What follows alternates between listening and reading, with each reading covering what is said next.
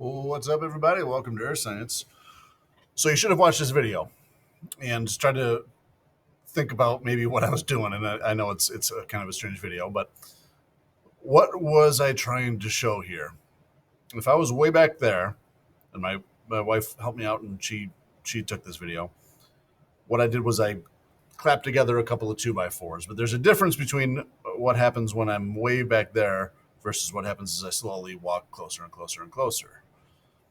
And that difference, although this sounds like a ridiculous, absurd exercise, and it is, that the concept that we're trying to get at shows itself here. All right, so if you didn't watch it yet, or you haven't figured out what's going on, maybe check it out again. Let's think about it. If I am here, that's me, and I've got these two 2x4s, and I clap them together, the moment that they hit each other, both a sound wave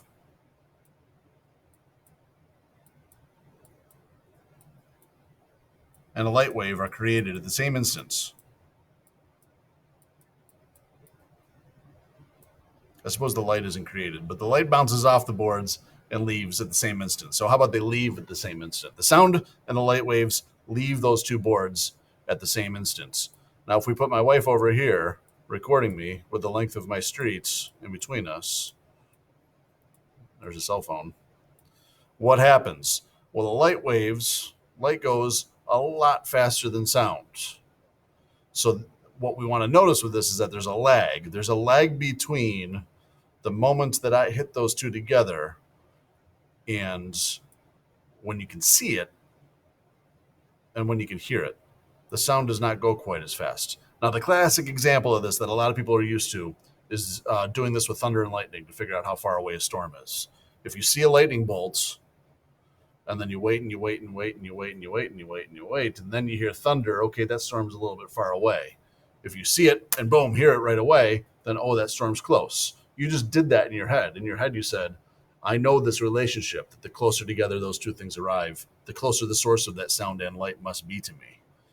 It works with fireworks, too. I don't know if playing a YouTube video on Screencastify is going to work, but this guy did this video where, okay, fireworks go off, so the light traveled from the source of that firework all the way to this guy, and if he says how far away he is, it's pretty far. But the sound doesn't get there for, I think, 15, 16 seconds. So boom, there you hear it. I don't know if you can hear this or not. So he's 5.5 kilometers. That's the difference in the arrival time of those two things, okay? So that concept is fundamental to figuring out how this earthquake wave chart thing works. This guy that I've sent home, and you're going to need, this really is that same thing that you do with thunder and lightning, only graphically. And it's less complicated than it seems. You could make the same exact graph with light and sound. If you know the speed of light, which is how long does it take to travel a certain distance, you can make that curve. And if you do it again with sound, you got basically the same thing, right? And what you do in your head, so if, like the classic thing you do when you're watching it is you're like 1 Mississippi, 2 Mississippi, 3 Mississippi. Then you hear it, you say, oh, that's about 3 miles away. You're doing a pretty advanced problem with that. You're saying I can judge how far away the source of that is by the gap in time or the lag in time between the two.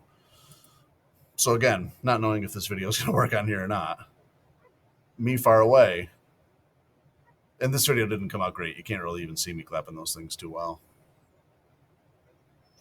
But a little bit of a gap in between seeing them come together and hearing them come together versus when I'm way over here. And close together, they're simultaneous, right? So that's the concept. And that's what you're going to be doing on this reference table. Now we've got to get a little bit mathy with it. We've got to figure out, okay, if this much time passes, how exactly far away is it? And then conversely, when would it have left originally? When did it occur? And that's a little complicated, for sure. And it's going to involve, if we go to our notes, which I'm not going to have you do right now. If you don't have them open, it's no big deal. It's going to involve learning a couple of different types of earthquake waves. There are P waves and there are S waves. There are different types of waves that happen with earthquakes. And we'll see if you want to just quick sneak preview. P is like compressional, S is shear. So they travel differently, they do different things to the earth, and they go at different speeds. P is going to be for primary, S for secondary. So that's pretty easy. The primary ones arrive first, they go faster. The secondary ones arrive second, they go slower. And if you, at a certain seismometer,